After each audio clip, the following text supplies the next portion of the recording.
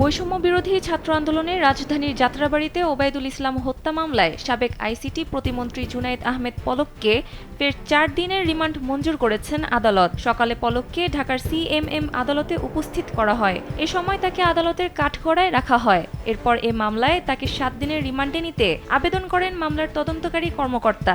Public prosecutor Omar Faruqui remand মঞ্জুরের পক্ষে শুনানি করেন। শুনানি শেষে ৪ দিনের রিমান্ড মঞ্জুর করে আদেশ দেন আদালত। এরপর তিনি কাঠগড়ায় দাঁড়িয়ে সবার উদ্দেশ্যে বলেন, ঈদ মোবারক। পরে পুলিশ পাহারায় তাকে আদালত থেকে হাজতখানায় নেওয়া হয়। তখন তিনি নিশ্চুপ ছিলেন। তার আইনজীবী অ্যাডভোকেট তারিকুল ইসলাম জানান, আদালত সূত্রে জানা গেছে বৈষম্য বিরোধী আন্দোলন কেন্দ্রিক রাজধানী যাত্রাবাড়ী থানার ওবায়দুল হত্যা মামলায় পলকের এ রিমান্ড মঞ্জুর করা হয়।